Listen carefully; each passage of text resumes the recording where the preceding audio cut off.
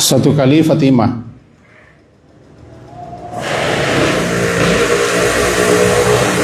datang menemui Nabi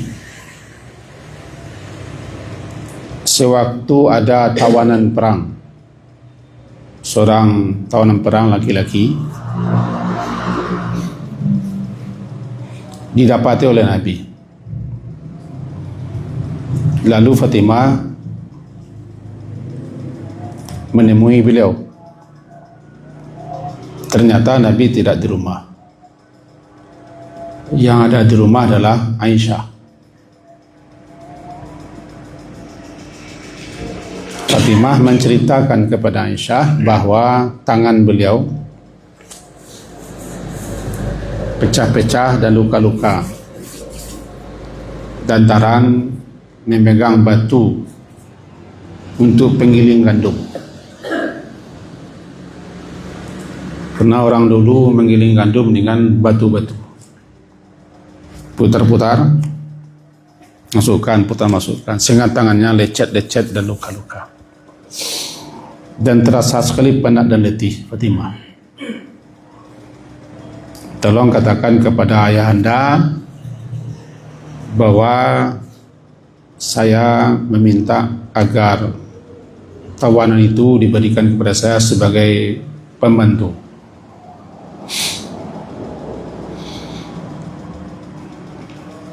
Setelah Nabi pulang, Aisyah menceritakan kedatangan Fatimah dan maksud tujuannya datang. Karena beliau sangat dekat dengan Fatimah, Fatimah dekat dengan beliau. Kemudian kata Ali dalam hadis ini, Nabi datang ke tempat mereka berdua. Ketika itu sudah hampir tidur, karena keduanya sudah berada di tempat tidur, Ali dan Fatimah, Fatimah dan Ali. Ali melihat Rasulullah datang hendak berdiri, tapi kata Rasulullah tetap jalan tidur berdua. Kemudian beliau berada di posisi keduanya. Terasa kaki Rasulullah berada di dada Ali, dingin. Kata beliau kepada kedua-duanya, ketika kalian berdua hendak tidur atau hendak menuju ke pembaringan, bertakbirlah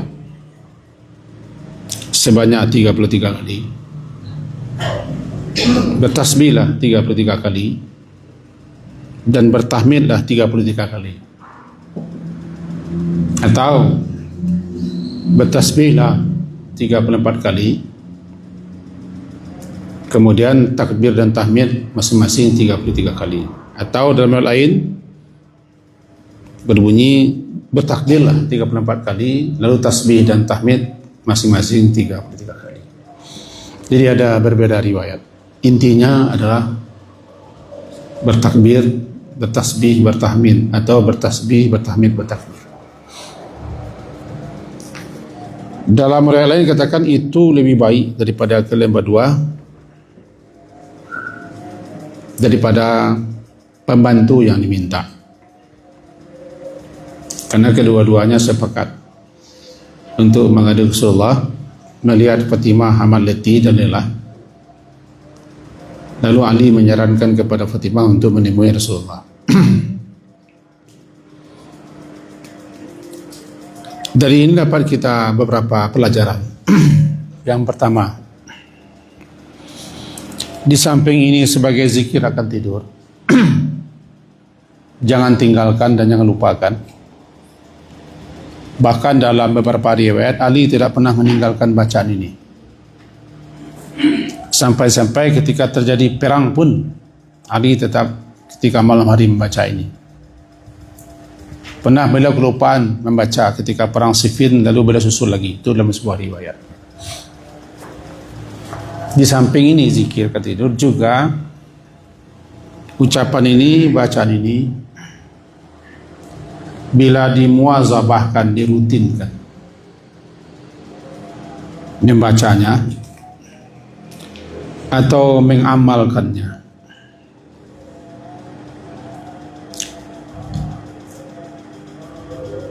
dapat menghilangkan kecapean, keletihan, kepenatan dan kelelahan lantaran bekerja di siang hari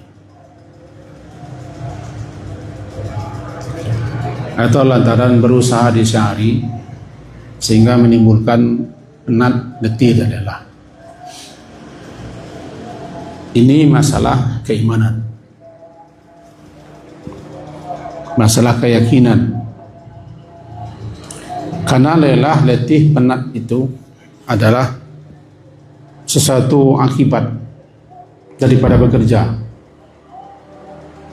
Sekaligus letih, lelah, penat bekerja itu juga musibah. Habis tenaga, hilang kekuatan. Nah, tenaga kekuatan kan Allah yang mengasih. La haula wa la quwata illa billah. Tidak ada daya, tidak ada upaya, tidak ada kekuatan, tidak ada kemampuan, tidak ada kesanggupan menyalingkan atas anugerah Allah, bantuan Allah, pertolongan Allah dan izin Allah. Baru ada sesuatu itu daya, baru ada sesuatu itu punya kekuatan, dan baru ada sesuatu itu punya kesanggupan. Kelelahan, kepenatan kan kehilangan daya, kekuatan. Penyebabnya bekerja, itu penyebab. Karena orang pun tidak bekerja bisa juga lelah, bisa juga letih, bisa penat, bisa tidak berdaya. Intinya adalah bahwa yang maha kuat adalah Allah. Salah satu nama Allah kan Al-Qawi, yang maha kuat, Al-Matin, yang maha kokoh. Dan kekuatan itu miliknya, Dzul Quwwah, dialah pemilik kekuatan. Segala sesuatunya tidak akan ada daya, tidak akan ada kekuatan, kemampuan, kesanggupan dan upaya kalau dia tidak anugerahkan. Kadang diizinkannya orang lemah, bahkan tidak bisa bergerak. Penyebabnya sakit, itu kan penyebab. Itu cara hilangnya kekuatan yang dimiliki. Nah, kembali lagi. Karena pemilik kekuatan itu dan yang punya kekuatan itu, yang memberikan kekuatan itu adalah Allah, di mana kekuatan tidak sama diberikan. Ada suatu kekuatan rohani, kekuatan jiwa, kekuatan batin,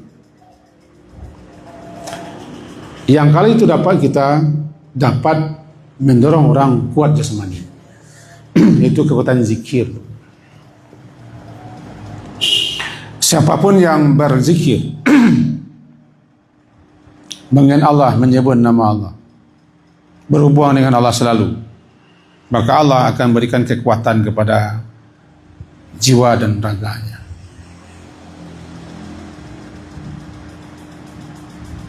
Karena raga hanyalah jasad yang digerakkan oleh kekuatan dalam.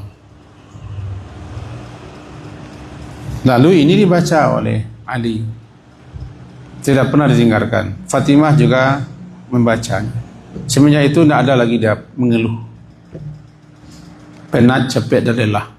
Walaupun dia kerja keras menggiling, masukkan gandum, jadi ada 2 lapis batu, kasih tangkai. Sehingga tangan seorang gadis kecil, Fatimah kan kecil, belasan tahun, tangannya luka-luka, perih,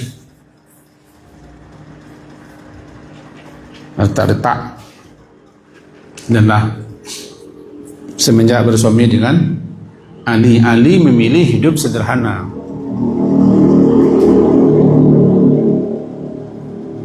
Itu satu. Nah, bagi kita juga, walaupun ini ditujukan mula-mula kepada Fatimah dan Ali. Cuman beliau kan tidak membatasi hanya untuk Fatimah dan Ali. Berlaku untuk siapa saja yang merutinkan bacaan ini. Boleh pilih salah satu daripada 3 ucapan tadi, salah satunya 34. Boleh tasbih 34, atau boleh takbir 34, atau boleh tahmid 34. Sisanya 33. Sebelum tidur, ketika menuju ke tempat tidur, atau setelah berada di tempat tidur, bacalah ini. Urutannya tidak dijelaskan, apakah bismikallahumma ahya dulu, atau ayat-ayat dulu, atau doa-doa, tidak dijelaskan. Yang penting jangan lupa membaca ini. Sambil duduk, ya kalau kita takut kalau nanti menggolek langsung tidur, ya sambil duduk. Subhanallah, subhanallah 344, tahmid 33, takbir 33, atau kebalikan, takbir 34, subhanallah 33, alhamdulillah 33. Yang penting ada salah satunya 34. Kenapa begitu? Itu pula modelnya aturannya. Itu yang pertama petunjuknya. Akan menumbuhkan kekuatan, menguatkan kemampuan, membangkitkan tenaga daya upaya yang hilang karena keletihan bekerja. Bisakah? Tergantung keyakinan. Kalau kita masih menyampingkan Allah, masih menganggap sepele zikir-zikir dan doa, tidak ada gunanya. Tapi kalau orang yang punya suatu keyakinan, kepercayaan bahwa kekuatan itu milik Allah, Dia punya segala-gala, bisa kita bergerak, bisa bergeser, bisa beranjak, bisa melakukan apa saja karena Allah, ya jadilah dia. Kita kontak kepada Allah dengan menyebut namanya, bertakbir, bertahmid, tasbih, akan dianugerahkannya kekuatan.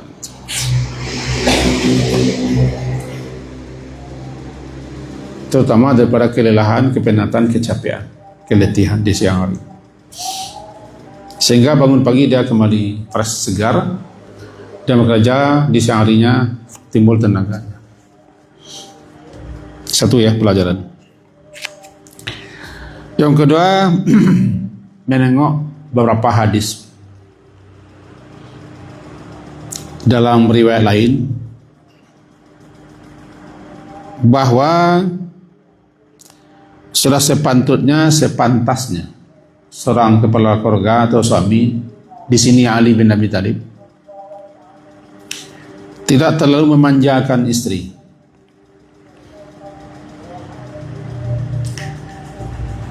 Latih dia untuk hidup sederhana, hidup apa adanya, menerima apa adanya, dan sabar. Latih istri untuk bekerja, mengurusi urusan rumah tangga. Begitulah Ali. Padahal Fatimah adalah anak Nabi sallallahu alaihi wasallam. Disebutkan juga Ali ini yang menyuruh, pergilah ke Rasulullah mengadu, jadi solusi, minta pendapat beliau karena tangan pecah-pecah. Maka ketika datang tawanan perang, tahu Fatimah pergi menemui Rasulullah, meminta tawanan perang untuk menjadi khadim pembantu beliau untuk menggiling tepung gandum. Begitulah kehidupan Ali. Kalau tidak salah kita kekawin, bantal mereka berdua jerami yang dibalut. Itu saja. Tempat tinggal Ali di samping kiri masjid. Kalau kiblat sana samping kiri, sana. Namanya kamar Ali dan Fatimah, sederhana. Itu pelajaran kedua. suami jangan terlalu memanjakan istrinya sehingga istri tidak terbiasa untuk mengerjakan pekerjaan rumah tangga. Apa susahnya Rasulullah untuk memberikan budak? Tawanan perang itu kan budak, ini budak saya hadiahkan untukmu supaya dia membantumu untuk bekerja. Rasulullah tidak memberikan itu. Justru yang sudah diberikan adalah zikir yang kekuatannya melebihi daripada budak. Itu kekuatan yang Allah berikan kepada orang ahli zikir yang tidak diperdapat oleh yang terdapat daripada makhluk lain.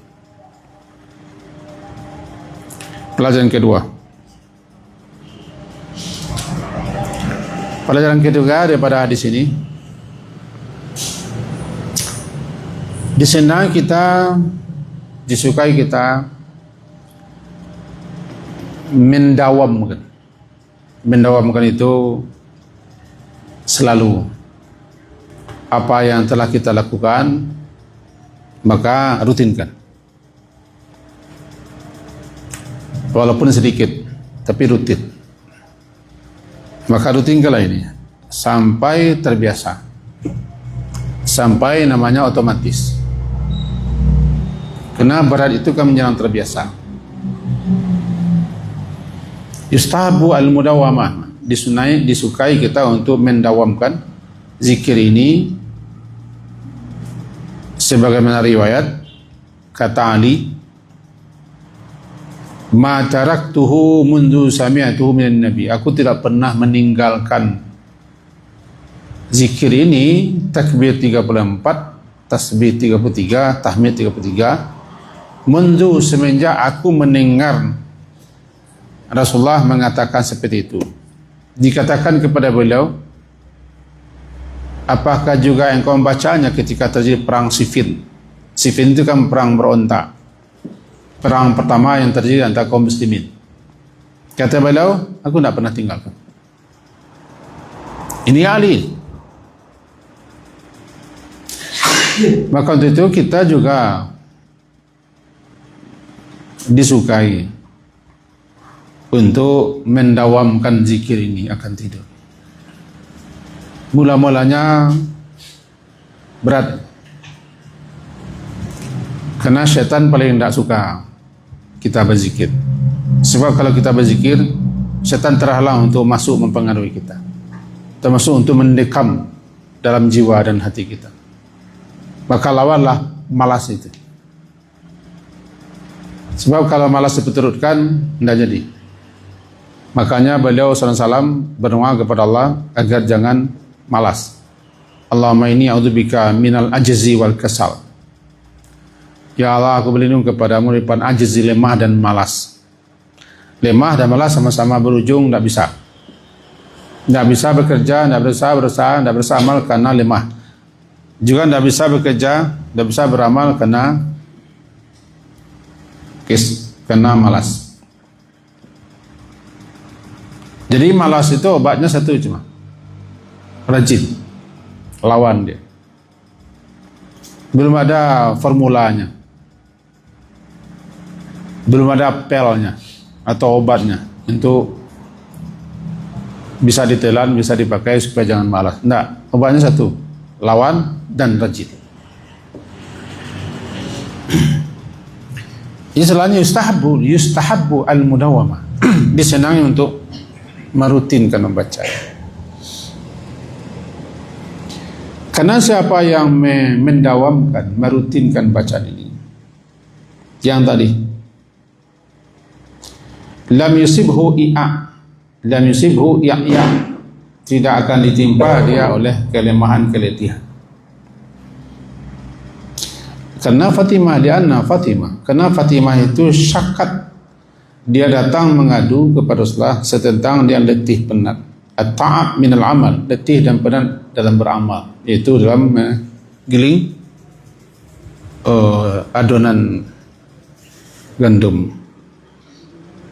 Nah, Rasulullah bukan datang membawa pembantu kan? Fatimah kan minta, berilah kami pembantu, kan ada tawanan perang. Rasulullah tidak bawa, beliau sendiri yang datang malam-malam hari ke rumah Fatimah dan Ali, ketika itu beliau kedua-duanya sudah dapat tidur. Rasulullah duduk tengah-tengah. Kalian jangan bangun pula. Duduk pada sini. Sehingga kaki Rasulullah itu ada di dada, hampir dekat ke dada Ali. Dinasihati. Kalau kalian tidak ingin tidur atau ingin di pembaringan, baca ini. Intinya kan bukan pembantu, bukan yang minta yang kasih, yang tidak minta yang diberi. Tandanya itu yang lebih bagus. Cobalah. Jangan balik kepada saya. Di situlah mencoba. Malah lelah saya mengucap. Itu namanya mengeringkang. Melawan. Ini beberapa butir faedah-faedah yang terdapat dalam hadis yang kita baca. Faedah yang terakhir daripada hadis ini juga,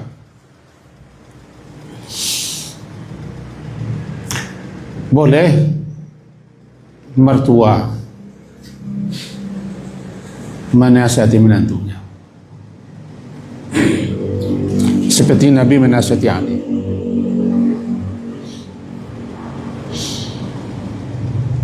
Tentu dengan nasihat-nasihat yang wajar, yang bernilai, yang berharga. Tidak menggurui tapi menasihati. Tidak menyalahkan tapi mengarahkan. Karena nasihat itu amat dibutuhkan. Ad-dinu an-nasihah. Agama itu kan nasihat. Nasihat berbeda dengan petuah. Petuah nenek mama berbeda dengan nasihat. Nasihat itu nasihah. Asal katanya bersih murni. Sama dengan nasuha. Nasih. Nasaha bersih murni. Dikatakan dia nasihat karena sewaktu seseorang memberikan orang lain itu petunjuk-petunjuk, arahan-arahan, pesan-pesan dan solusi-solusi, dia murni memberikan itu, bersih daripada tujuan lain. Hanyalah semata-mata untuk manfaat faedah orang yang dikasih petunjuk, wejangan, arahan dan solusi. Apa namalah nasihat. Itu makanya nasihat itu tidak ada di belakangnya tidak ada di balik nasihat itu sesuatu yang diharapkan. Kalau ada nasihat namanya. Karena nasihat itu murni, motivasi kah, dorongan kah, jalan keluar kah, atau bagaimanalah, nasihah. Di orang kita kan bertukar saja namanya nasihat. Nasihat, asal kata nasihah. Jadi kita boleh memberi nasihat, walaupun orang itu tak siapa-siapa, ilmunya berapa tingginya, tidak, yang penting nasihat. Karena murni untuk agar orang itu mendapat solusi, jalan keluar, atau petunjuk, saran dan segala macam. Nasihat itu pelajaran daripada teman. Itu kita ingatkan. Jangan lupa setiap malam akan tidur bertasbih 34 kali, bertahmid 33 kali, bertakbir 33 kali, atau takbirnya 34 atau tahmidnya 34. Akan tidur. Kapan akan tidur? Mana yang dulu kita baca dengan bismillah, bismillahirrahmanirrahim. Jangan begitu, pokoknya jangan sampai tidak dibaca. Mana yang dulu terserah. Pernah tidak ada pelaturan. Kemudian hadis yang berikutnya. An Abi Hurairah, dari Abu Hurairah, semoga Allah meridainya, dia berkata, qala, bersabda Rasulullah sallallahu alaihi wasallam, kata beliau, idza awa, apabila awa mendatangi, menuju awa, ahadukum, salah seorang kamu, ila firasyih, ke tempat tidurnya, fa maka lam hendaklah dia mengibaskan. Tahu mengibaskan? Ambil sarung atau kain, dikirapkan. Izar namanya, bagian dalam. Falyanfut firasyahu, hendaklah dia kibaskan, dia kirapkan, dia kiroan. Firasyahu, tempat tidurnya itu, bidakhilati izari, dengan ujung kainnya yang bagian dalam bawah. Fa innahu, karena bahwasanya dia la yadri, dia tidak tahu, ma khalafahu alaihi, apa yang terjadi khalafa sepeninggalnya atau setelahnya, di belakangnya. Summa yaqul, kemudian hendaklah dia mengatakan, bismika rabbi, dengan namamu Rabbi, wahai Tuhanku, wada'tu, aku letakkan jambi, rusukku, wabika arfa'uhu, dan dengan namanya pula aku mengangkatnya, arfa'uhu. In amsakta, jika amsakta engkau menahan, nafsi, menahan jiwaku, farhamha, maka rahmatilah dianya. Wa in arsaltaha, dan jika engkau melepaskannya, fahfazha, maka peliharalah dianya, bima, sebagaimana tahfazu, engkau memelihara dengannya hamba-hamba engkau yang saleh. Hadis disepakati oleh Bukhari Muslim. Mari kita pahami. Yang pertama,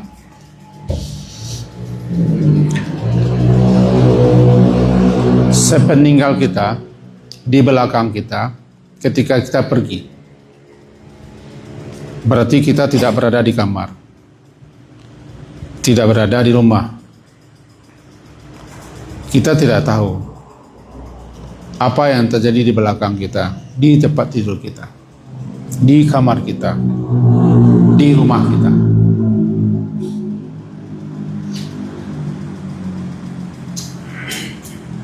Bisa jadi ada makhluk-makhluk tertentu, atau bisa jadi hewan-hewan binatang tertentu, atau bisa jadi ada sihir-sihir tertentu yang dilakukan oleh orang yang berhati keji, orang dendam, orang dengki diri. Lalu kita masuk rumah, kemudian menuju kamar, janganlah dihempaskan, langsung diampuan badan buruk atau ke kasur. Tidak tahu kita, bisa jadi ada jin atau setan, atau ular yang berada di bawah kasur menyelinap, atau kala, atau sejenis jin yang berbentuk ular, atau ada apa-apa, tidak tahu. Makanya kita diajari oleh Nabi, jangan langsung tidur, tapi kibaskalah dengan ujung kain atau ujung sarung, dengan menyebut nama Allah, bismillah, misalnya bismillah.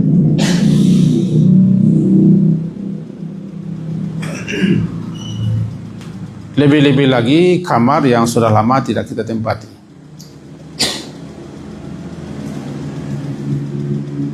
Karena saking banyaknya kamar ada 5. Anak-anak kita sudah pergi, tinggallah kamar kosong-kosong.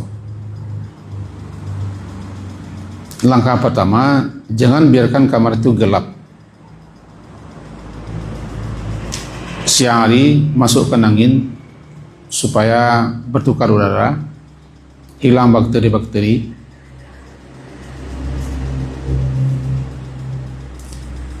Kemudian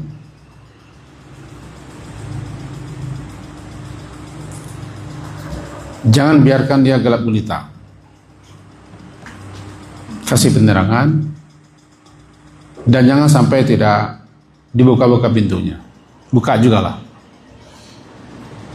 Dikhawatirkan nanti ada makhluk lain di situ. Lalu kalau kita ingin tidur di situ untuk mengulang kenangan sekian puluh tahun yang lampau. Anak kita dulu di kamar pertama, lalu pindah kamar kedua, pindah kamar ketiga, pindah kamar keempat, pindah kamar kelima, bahkan pindah ke dapur. Nah, sekarang penghuninya sudah pergi. Ingin pula kembali mengukir kenang lama. Tidur di situ, jangan lupa. Bersihkanlah kamar itu dengan menyebut nama Allah. Kibaskan semuanya. Kibaskan itu bahasa Indonesianya kiraikan. Sebut nama Allah. Akan tidur, zikir lagi. Nah, itu dia. Secara umum, kalau di rumah kita banyak ruangan, jangan biarkan tertutup. Banyak kamar, jangan biarkan tertutup. Walaupun tidak akan ditempati, tidak dihuni, buka. Buka aja lah, kemudian tutup lagi. Artinya jangan sampai tidak masuk cahaya dan masuk udara. Jangan sampai gelap. Setan suka di tempat yang gelap. Jin-jin jahat suka di tempat-tempat yang tidak bercahaya. Suka di lorong-lorong, di liang-liang, di lubang-lubang tempat-tempat pengap. Khawatir kita, di rumah kita kan ada jin.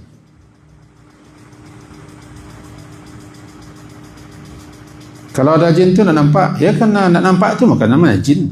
Kalau nampak ada jin itu orang namanya. CCD, pakaian, kayu. Maka dia bernama jin kan nak nampak. Arti jin itu tak nampak. Saya melihat jin tadi, tak jin. Jadi kalau ada orang mengaku melihat jin, bohong. Karena selama dia namanya jin, tidak nampak. Selama namanya gula, manis. Kalau tidak manis, rangkuang pahit. Rangkuang sakit. Itu kan. Kembali kita ke sini. Jadi yang pertama adalah mengibaskan, membersihkan, mengirapkan kain ke atas tempat tidur, atau kalau sudah lama tidak tempati, ya alasnya dikirapkan, dikiroan. Pandailah ibu-ibu, kan urusan ibu-ibu, baca bismillah. Jangan langsung duduk dan tidur di situ kalau sudah lama tidak tidur di situ. Alasannya fa'innahu la yadri. Karena sesungguhnya dia la yadri, tidak tahu. Ma khalafahu alaih. Apa atau siapa yang menggantikannya di tempat itu. Atau apa yang terjadi sepeninggalnya. Khalafa akan menggantikannya. Bisa juga maknanya apa yang terjadi sepeninggal di belakangnya, atau apa yang akan terjadi setelah dia tidur di situ. Kan di belakang semuanya itu. Ketiga-tiga mana itu terpakai. Ada satu lagi. Boleh percaya, boleh tidak. Namanya dihimpit setan. Diimpet setan itu dia payah bergerak, mau kembali susah, berteriak-teriak tidak terdengar, payah kembali. Padahal suara kita sudah keras, tidak bisa. Bisanya begitu. Kata guru-guru kita itu diimpit jin atau setan. Bukalah impitan itu dengan baca ayat kursi. Kita sadar itu. Cuma suara tidak terdengar. Ayat kursi, kul huwallahu falaq binas, dan membaca auzubillah. Kalau ada pasangan kita yang menjerit-jerit atau berteriak tapi suaranya payah keluar, nampak di kita, bangunkan. Bantu dia bangun untuk melepaskan. Karena ikatan sihir setan itu ada 3. Jangan diikatkan di tengkuk kita. Kadang-kadang dia mampu menguasai kita. Itulah gunanya zikir. Barangkali kita ada yang mengalami seperti itu, maka suami istri jangan biarkan orang tersisa dengan seperti itu. Bangunkan dia kodek-kodek. Karena dia tidak bisa bergerak. Seakan ada yang menimpa, menghimpitnya. Kaku dia.